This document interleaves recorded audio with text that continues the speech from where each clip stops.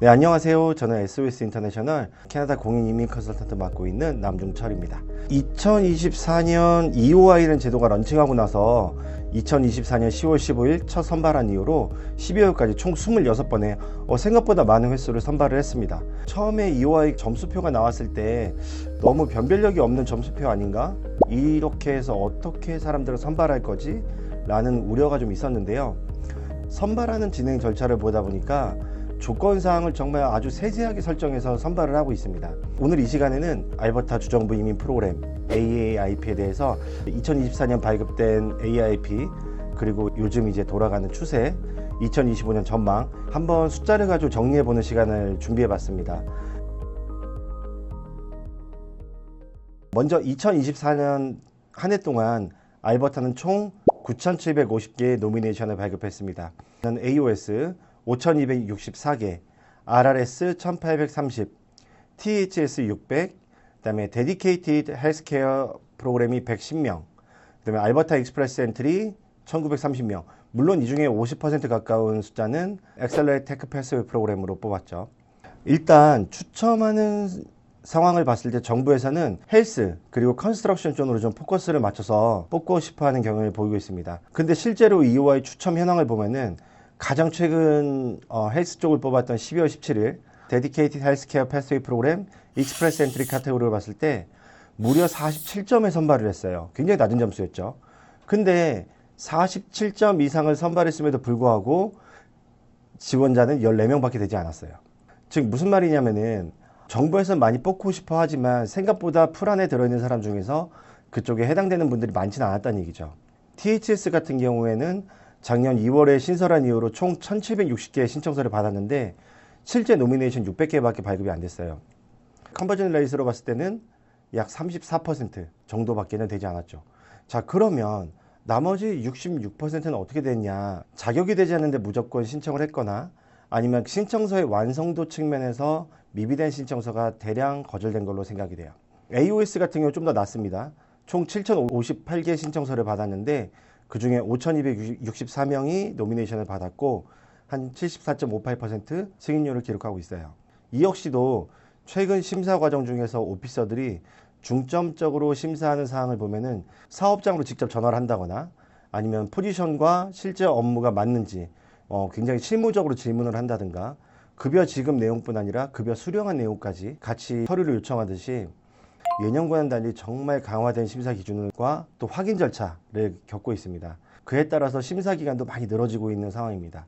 앞선 영상에서 말씀드렸다시피 이제는 서류의 진실성 그리고 신청서의 퀄리티 그리고 자격 요건에 대한 요구사항 이상으로 충분히 내 증명을 보여줘야 하는 게 빠르게 승인을 받을 수 있는 방법이 아닌가 그렇게 생각을 하고 있어요. 자, 작년 하반기 이루어졌던 26번의 EOI 추첨 중에서 저는 가장 주의 깊게 좀 봤던 부분이 마지막으로 선발했던 12월 23일 AOS 추첨이었습니다. 추첨 점수는 55점이었어요. 근데 조건이 참 까다롭게 붙었는데 첫 번째로 PGWP가 아닌 워크퍼밋을 가지고 있어야 되고 워크퍼밋 유효기간이 2025년 12월 31일 이후여야 되고 1년 이상의 경력 그 다음에 NOC 일하고 6, 비즈니스라든가 리테일, 그 다음에 푸드 계열을 제외한 조건을 붙였을 때 총 588명이 선발이 되었습니다. 일단 PGWP가 아닌 비자를 뽑았다고 한다는 것은 LMI 대상이나 워킹홀리데이가 될 수도 있겠죠. 이렇게 뽑을 때도 있지만 그 전에는 또 PGWP만 대상으로 뽑았던 적도 있었어요. 주의 깊게 볼 점은 588명이라는 많은 인원을 뽑았다는 거. 또 하나는 2025년 12월 31일 이후로 비자 만료 예정이신 분들만 대상으로 뽑았다는 겁니다. 자, 연방정부에서 발표한 3년 계획을 봤을 때 올해 캐나다 전 지역의 주정부 이민 쿼터는 50% 수준으로 감축될 걸로 예상하고 있고요. 그렇기 때문에 주정부 입장에서는 아직 올해 우리 쿼터를 얼마 받을지 모르는 상황에서 무조건 인비테이션을 남발할 수는 없는 상황이었을 거예요. 그렇기 때문에 비자 기간이 충분한 사람들만을 대상으로 뽑겠다라고 이해를 했고요. 또 하나 좀 주의 깊게 볼 거는 이 EOI를 봤을 때 11월 29일은 2025년 2월 이후 비자 만료인 사람들만 뽑았었거든요. 그때는 커트라인이 61점이었어요. 그렇기 때문에 2025년에 비자 연장을 하지 못하시는 분들은 자동적으로 떨어져 나가게 될 거고 정부에서도 좀 그거를 감안해서 선발하지 않나 이렇게 생각을 하고 있습니다. 자, 오늘 촬영 현재 기준으로 AOS 2025년도에 노미니 89개 발급했고, 그리고 현재 2039개 신청서를 프로세싱하고 있습니다. RRS 같은 경우는 올해 10개의 노미네이션 발급했고 현재 1300개 정도의 신청서를 처리하고 있고요. THS는 지금 올해 노미네이션 10개도 안 나왔습니다. 현재 쌓여있는 건 300개. 그리고 Dedicated Healthcare Pathway 프로그램 같은 경우는 올해 노미네이션 발급 안 됐고 현재 11개 정도 신청서 처리하고 있습니다. 알버타 익스프레스 센터는 올해 추첨하지 않고 선발도 하지 않았습니다. 또한 2025년에는 아직까지 EOE 드로우를 시행하지 않고 있어요.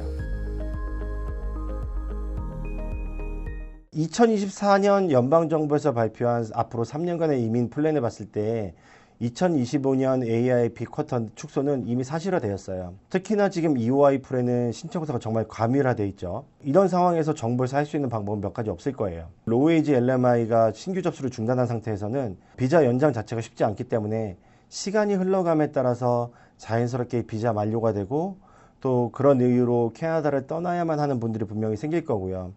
그로 인해서 지원자들의 감소, 또 경쟁력의 약간 완화, 또한 강화된 심사 기준을 적용하면서 충분하지 못한 내용의 서류가 거절되고 있기 때문에 단기적으로 볼 때 결국 비자를 길게 가지고 계신 분들만 남아있을 거고요. 이 상황에서 유리한 사람들은 학교를 졸업하고 PGWP 3년 이상 가지고 계신 분들 또는 워킹홀리데이에 오셨는데 이제 이번이 첫 번째 워홀, 앞으로 한 번 더 기회가 있으신 분들 또는 하이웨이즈 LMI 가지고서 이제 비자 연장이 가능하신 분들 요 분들이 아마 좀 유리한 포지션에 위치할 것 같고 아직은 연초이고 또 예고되었던 정책 변화 방향이 아직까지는 적용되고 있지 않기 때문에 좀 더 추세를 지켜봐야 되는 상황이고요.